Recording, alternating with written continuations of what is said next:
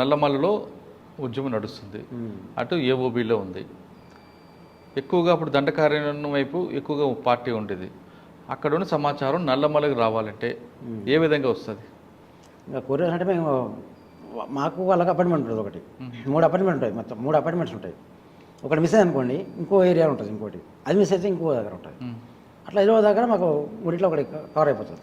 అవును, నల్లమల నుంచి మీకు ఉత్తరం ఇస్తా, దండకారణ్యం పంపించాలి. దాన్ని ఏం చేస్తారు, ఎలా తీసుకెళ్తారు, ఎలా తీసుకెళ్లేవారు? పార్టీ ఇంకా ఎట్లా అయితే అట్లా నడుకోవాల్సి వస్తుంది. అట్లా అవును, పార్టీ చెప్పింది. పార్టీ ఏం చెప్తుంది అంటే ఇక్కడ ఉన్న సమాచారాన్ని అక్కడ పంపించాలి. అవును, రూట్ మాకు 3 ఉంటాయి రూట్లు. ఈ రూట్లు మిస్ అయితే ఇంకో రూటు, ఇంకో రూట్ మిస్, అట్లా 3 రూట్లు ఉంటాయి మాకు. 7 మిస్ అయినా కానీ ఒక 3 రూట్ల మాకు. అవును, కన్ఫర్మ్ అవుతుంది. ఇక్కడ నుంచి మీరే డైరెక్ట్గా దండకారణ్యం వెళ్తారా, లేదా మధ్యలో ఎవరికైనా ఇస్తారా? మేము వెళ్తాము, మధ్యలో అక్కడ నుంచి ఇప్పటికి వేరే మనిషి వస్తాడు, లెటర్ ఇచ్చేసి మేము వాపస్ వస్తుంది. అవును, కవర్ లెటర్స్ అయితే. అదే మనిషిని తీసుకొచ్చి రావాలనుకున్నప్పుడు వాళ్ళ మనిషి మాకు సిటీకి వస్తారు. వాళ్ళు ఒక మనిషిని గార్డు వేసుకుని వాళ్ళు వస్తారు. ఆ గార్డు ఎక్కడైతే ఉంటాడో అన్న అక్కడ వదిలేస్తారు, గార్డు వెళ్ళిపోతాడు. ఇంకా నెక్స్ట్ డే ఆయన తీసుకుని పోతాం. మంచి అంటే మా జోన్లో మేము తీసుకుంటాం. మీ ఏపీటీ వచ్చే వరకు గార్డు ఉంటుందా, వెళ్ళిపోద్దా? గార్డు ఉంటాడు, అక్కడ ఉంటాడు. అంటే ఆయనకు సంబంధం ఉంటుంది, ఆయనకు మాకు సంబంధం. ఆయన నేను అని యాప్లోనే తెలియదు, అలా గార్డు తెలియదు. దాన్ని ఆయన ఓకే చేసినాక ఆయన వెళ్ళిపోయినప్పుడు ఆయన వెళ్ళిపోతాడు. ఓకే, నాకు ఆయన పరిచయం ఉండదు. మీరు ఇదే క్రమంలో దాదాపు 6 సంవత్సరాలు పనిచేశారు పార్టీలో. ఈ ఏపీటీలో ఒక్కోసారి మిస్ అవుతుంటాయి. అవును, అటువంటిప్పుడు ఇబ్బందులు ఎలాగొస్తాయి? అది ఏమంటే ఒకసారి రాజంపేట అని గొప్పగడ్డ దగ్గర ఉంటుంది ఒకటి. అక్కడ 96లో మార్చి 7 నాడు ఒకటి మహిళా దినోత్సవం ఉంటుంది, మహిళా దినోత్సవం. అప్పుడు ఏమైంది కార్యక్రమం, మా భార్యను అక్కడ హైదరాబాద్ పంపించాలి, మహిళా దినం సంబంధించి మ్యాటర్.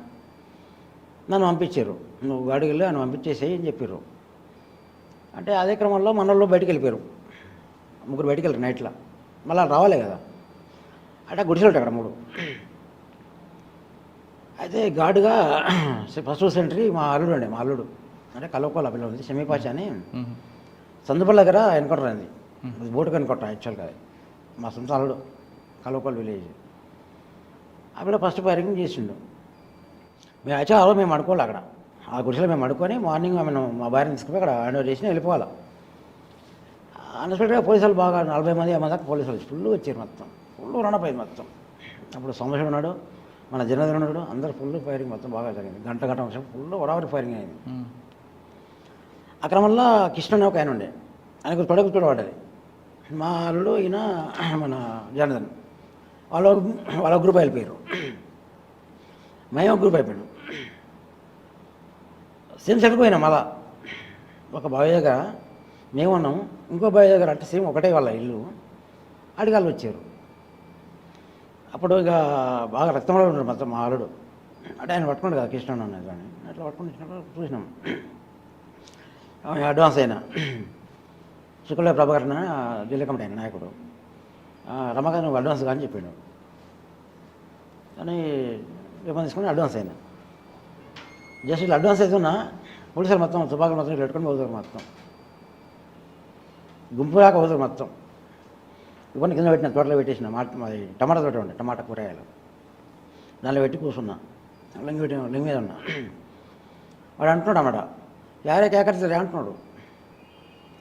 సారు తెలుగు హిందీ రా సారు అన్నా. ఏం చేసినవారు అని ఇప్పుడు అంటే వాళ్ళకు మిలిటరీ బలాలకు ఒకడు తిరగొట్టాడు పోలీసులు, లోకల్ పిఎస్ వాళ్ళు వస్తారు. ఏం చేసినట్టున్నారు అట్లా అంటే, ఏం సార్ టమాటా చేరుకుంటారు సార్ ఇట్లా అని చెప్పి వాళ్ళు వెళ్ళిపోయారు. మన వాళ్ళు వచ్చారు. అప్పటి నుంచి మేము ఇంకా ఆయన చూడబడ్డది.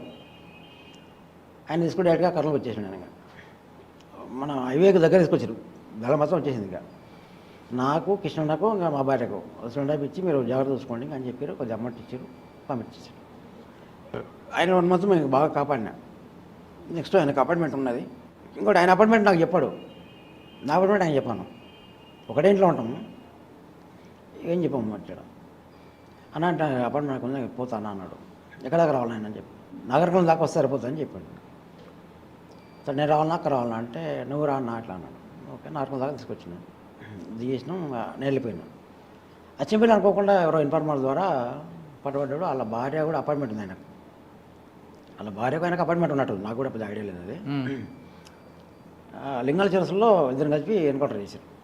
పట్టుకుని మరీ కాల్చి చంపారు. అది దారుణం. అది పట్టుకుని మరీ కాల్చి చంపారు. ఆ రోజు నైట్ నేను నగరంలో అక్కడ స్టే చేసిన. నాకు నైట్ బస్సు లేకుండే. అంటే అది మీ జీవితంలో పెద్దది, పెద్ద కొత్తపల్లి. పెద్ద కొత్తపల్లి పొల్యూషన్ బ్లాస్ట్ అప్పుడు ఉన్నారట కదా మీరు? నాకు సంబంధం లేదు. అది యాక్చువల్గా వాళ్ళు 27 మెంబర్స్ ఉంటారు. వాళ్ళు యాక్చువల్గా 27 ఉంటారు.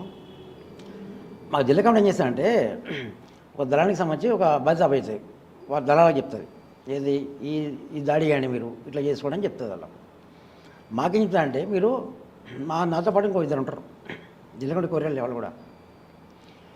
మాకు వాళ్ళ ఫైరింగ్లో మాకు సంబంధం ఉండదు, వాళ్ళతో కూడా మాకు సంబంధం ఉండదు, ఏ సంబంధం మాకు ఉండదు. జస్ట్ ఓన్లీ వాకప్, జస్ట్ చూస్తాం అంతే. వీళ్ళు వాళ్ళ చంపుతారో వీళ్ళు చంపుతారో మాకు సంబంధం లేదు. ఏం జరుగుతుంది అనేది మాకు జస్ట్ వాచ్ చేస్తాం అంతే. ఎవరి పాటు జరిగింది ఏంటంటే ఆ ఊర్లో అదే పీరియడ్లో మా సొంతం కలవకోలు విలేజ్లో ఒక సురేంద్ర గౌడ్ అని ఒక ఆయన చనిపోయాడు అదే దాంట్లో. అది ఇంకోటి ఆయన పొరపాటు ఏంటంటే మా అన్నలో కూడా తప్పేం కాదు అది. యాక్చువల్గా ఆయన బ్లాక్ అది కాకి ప్యాంట్ వేసుకున్నాడు. ఆయన బాగా హైట్ ఉంటాడు. ఆయన సివిల్ సైట్ వేసుకున్నాడు కానీ కొంచెం భాస్కర్ గౌడ్ అని అప్పుడు ఎస్ఐ అండి. భాస్కర్ గౌడ్ అంటే ఎస్ఐ. భాస్కర్ గౌడ్ ఎస్ఐ. అప్పుడు కొత్త పోరాగాడు ఎవరు భాస్కర్ గౌడ్. మన క్యాంపస్ నుంచి వచ్చింది డైరెక్ట్గా. ఏబీ బట్టి ఇంకా మొత్తం కోసుకుంటాడు ఆ పిల్లోడు భాస్కర్ గౌడ్. అక్కడ బీజేపీ కానీ ఫుల్ బాగా అప్పట్లో బాగుండే.